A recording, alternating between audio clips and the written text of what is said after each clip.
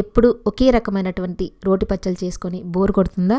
ఈసారి కొత్తగా ట్రై చేద్దాము. అంటే వంకాయ దోసకాయ పచ్చడి. వంకాయ దోసకాయ కాంబినేషన్ అంటే చాలా బాగుంటుంది.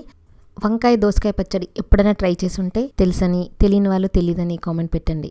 Hello friends, welcome to Hyderabadi రుచులు. నేను మీ ఇందిర. ఇప్పుడు మనం వంకాయ దోసకాయ పచ్చడి చాలా టేస్టీగా ఎలా చేయాలో చూద్దాం. నేను ఇక్కడ దాదాపుగా 1/2 kg వరకు దోసకాయ తీసుకున్నాను. అంటే ఒక్క దోసకాయ సరిపోతుంది. 5-6 వంకాయలు తీసుకున్నాను. ఇవి కూడా 1/2 kg వరకు ఉంటాయి. వంకాయల్ని ముక్కలుగా కట్ చేసుకొని ఉప్పు నీళ్ళల్లో వేసుకోవాలి. దోసకాయని తొక్క తీసుకొని కట్ చేసుకోవాలి. ఈ గింజలన్నీ తీసేసేయాలి. ఇక్కడ నేను చిన్న ముక్కలుగా కట్ చేసుకుంటున్నాను. మొత్తం ఒక్క దోసకాయ కట్ చేసుకున్నాను.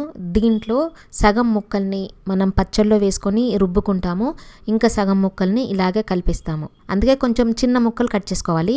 ప్యాన్ వేడి చేసుకుని 1 టేబుల్ స్పూన్ ధనియాలు వేసుకొని వేయించుకోవాలి. సిమ్లో పెట్టుకొని వేయించుకోవాలి. ధనియాలు కొంచెం వేగిన తర్వాత 1 టీ స్పూన్ జీలకర్ర, 1/2 టీ స్పూన్ మెంతులు వేసుకొని వేయించుకోవాలి. కొంచెం సేపు వేయించుకుంటే సరిపోతుంది. తర్వాత 2 టీ స్పూన్స్ నువ్వులు వేసుకొని వేయించుకోవాలి. నువ్వులు చిటపట్లాడే వరకు వేయించుకొని వీటన్నిటిని వేరే ప్లేట్లోకి తీసి పెట్టుకోవాలి. 1 టీ స్పూన్ ఆయిల్ వేసుకోవాలి.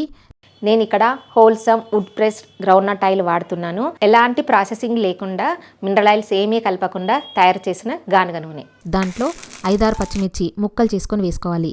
ఈ పచ్చిమిర్చి మన కారాన్ని బట్టి వేసుకోవచ్చు. పచ్చిమిర్చి వేగిన తర్వాత, అంటే ఇలా వైట్ స్పాట్స్ వచ్చిన తర్వాత ఇప్పుడు వీటిని వేరే ప్లేట్లోకి తీసి పెట్టుకోవాలి. అదే ప్యాన్లో మనం ముక్కలుగా కట్ చేసుకున్న వంకాయలు వేసుకోవాలి. ఈ వంకాయలు కొంచెం వేగిన తర్వాత దాంట్లో 1 టీ స్పూన్ పసుపు, 1/2 టీ స్పూన్ సాల్ట్ వేసుకొని కలుపుకోవాలి. వంకాయలు కొంచెం వేగిన తర్వాత మనం ముక్కలుగా కట్ చేసుకున్న దోసకాయ వేసుకోవాలి. చెప్పాను కదా, సగం దోసకాయ ముక్కలు ఇందులో వేసుకోవాలి. మూత పెట్టుకుని కొంచెం సేపు, అంటే ఒక 2-3 నిమిషాలు ఉడికించుకుంటే సరిపోతుంది. ఇప్పుడు స్టవ్ ఆఫ్ చేసుకోవాలి. రోట్లో మనం ముందుగా వేసుకున్న నువ్వులు, ధనియాలు వేసుకొని దంచుకోవాలి. మెత్తగా పౌడర్ చేసుకోవాలి. పౌడర్ అయిన తర్వాత మనం వేయించుకున్నాం కదా పచ్చిమిర్చి, వాటిని వేసుకోవాలి. 7-8 వెల్లుల్లిపాయలు వేసుకోవాలి. కావాలనుకుంటే కొంచెం సాల్ట్ వేసుకొని దంచుకోవాలి. పచ్చిమిర్చి, వెల్లుల్లిపాయలు మంచిగా దంచిన తర్వాత నానబెట్టుకున్న చింతపండు వేసుకోవాలి. ఇక్కడ నేను దాదాపుగా 20 గ్రామ్స్ వరకు చింతపండుని 10 నిమిషాల ముందు నానబెట్టి వేసుకుంటున్నాను.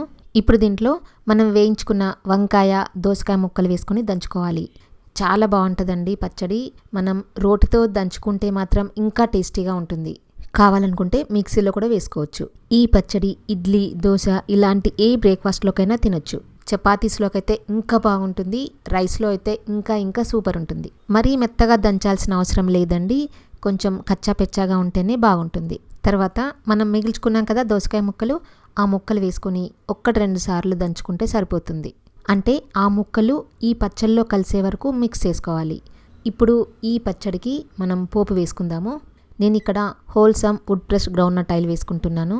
ఓన్లీ పల్లి నూనె కాదు, నువ్వుల నూనె, sunflower oil, safflower oil, coconut oil కూడా ఆర్డర్ పెట్టచ్చు. మీకు కూడా నేచురల్గా ప్యూర్గా తయారు చేసిన వుడ్ ప్రెస్ ఆయిల్ కావాలనుకుంటే wholesameindia.comలో ఆర్డర్ పెట్టచ్చు. లేదా ఈ వాట్సాప్ నెంబర్కి మెసేజ్ పెట్టచ్చు. ఇక్కడ 2 టేబుల్ స్పూన్స్ గ్రౌండ్నట్ ఆయిల్ వేసుకున్నాను. మీకు కావాల్సిన ఆయిల్ వేసుకోవచ్చు.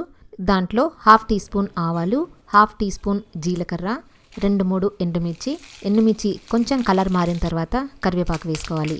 కరివేపాకు వేగిన తర్వాత మనం గ్రైండ్ చేసుకున్న పచ్చడి వేసుకొని బాగా కలుపుకోవాలి. సాల్ట్ సరి చూసుకోండి, కావాలనుకుంటే యాడ్ చేసుకోవచ్చు. ఇప్పుడు స్టవ్ ఆఫ్ చేసుకొని సర్వ్ చేసుకోవాలి. చూసారు కదా, టేస్టీగా వంకాయ దోసకాయ పచ్చడి రెడీ అయిపోయింది. ఈ పచ్చడి రైస్లోకి అయితే చాలా బాగుంటుందండి. ఏ బ్రేక్ఫాస్ట్లోకైనా సూపర్ ఉంటుంది. దోసకాయలు ముక్కలుగా పళ్ళ కింద తగులుతుంటే మాత్రం చాలా బాగుంటుందండి. ఒక్కసారి ట్రై చేయండి, మీరే చెప్తారు ఎంత బాగుందో. నచ్చిందా? ఈ వీడియో నచ్చినట్టయితే లైక్ చేయండి, ఫ్రెండ్స్ అందరికీ షేర్ చేయండి, సబ్స్క్రైబ్ చేయడం అస్సలు మర్చిపోవద్దు. Thank you for watching.